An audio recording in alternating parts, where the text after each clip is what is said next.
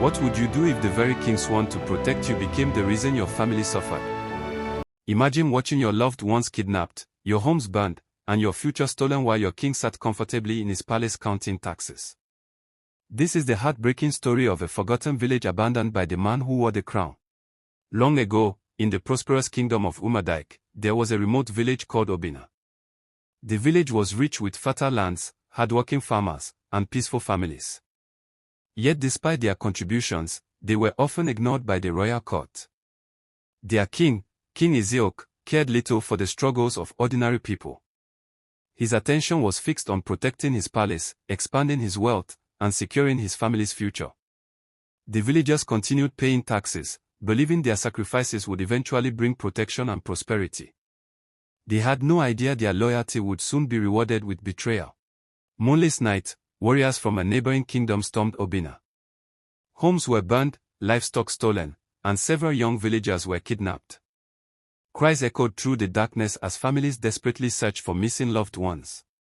Survivors traveled to the capital seeking help.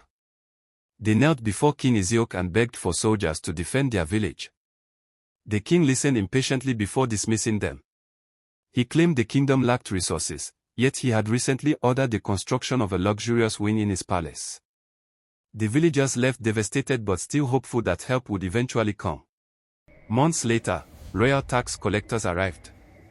The villagers expected soldiers. Instead, they were handed higher tax demands. Even families who had lost homes and relatives were forced to pay.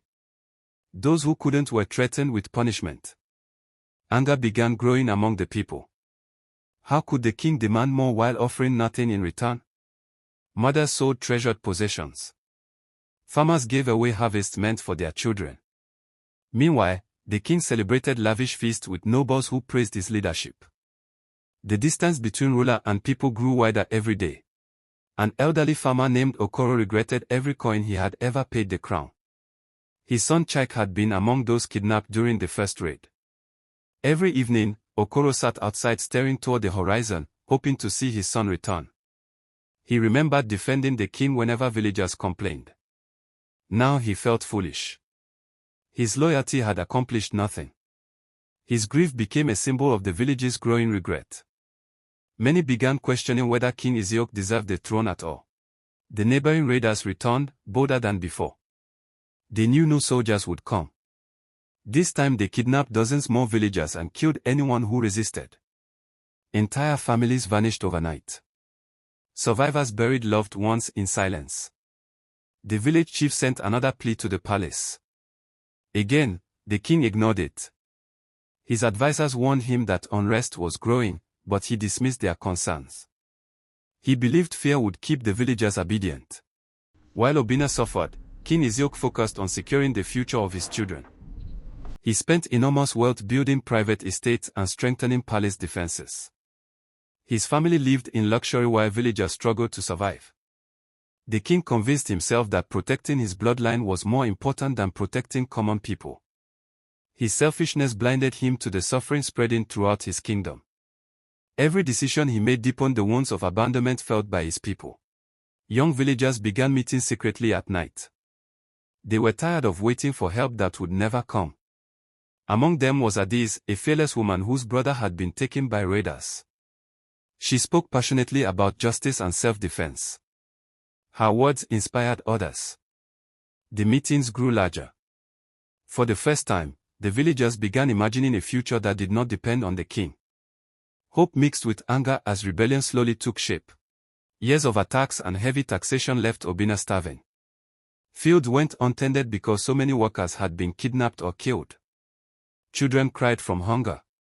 Elderly villagers collapsed from exhaustion. Yet tax collectors still arrived demanding payment. Some villagers wondered whether death would be easier than continuing their struggle. The sense of abandonment became unbearable. The kingdom that once promised protection had become a source of suffering. Everything changed when royal officials seized grain reserves meant for hungry families. Furious villagers erupted in protest.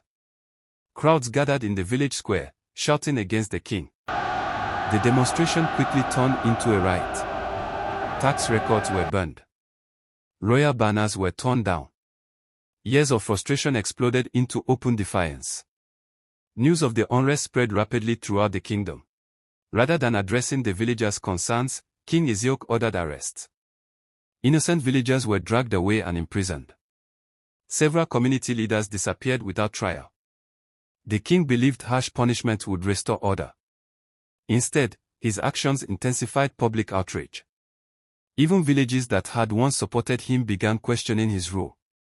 The kingdom's foundation was starting to crack. Merchants, farmers, and local chiefs openly criticized the king. Stories of Obina's suffering spread far beyond the kingdom's borders. Some nobles secretly sided with the villagers. Others remained loyal to the throne. Distrust spread everywhere. Families argued.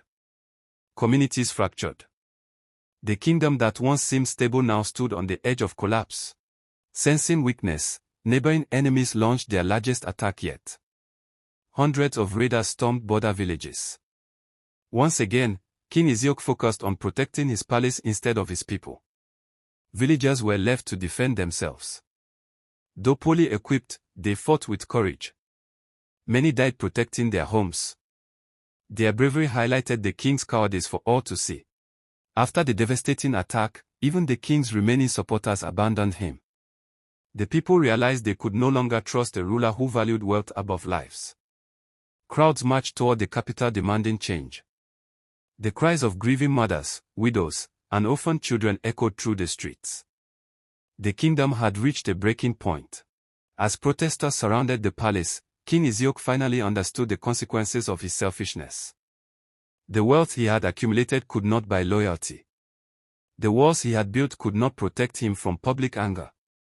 For the first time, he felt genuine regret. He remembered every plea he had ignored and every opportunity he had wasted. But regret had arrived too late. The people removed King Ezeok from power and chose leaders who promised accountability and protection. Obina slowly began rebuilding. The scars of loss remained, but the villagers refused to be forgotten again. They honored those who had been kidnapped, enslaved, and killed. Their story became a warning passed from generation to generation. A ruler who serves only himself eventually loses everything, while a people united in courage can reclaim their future. Power without compassion creates suffering. Leadership without responsibility breeds rebellion. And when a king forgets his people, history never forgets the king's failure.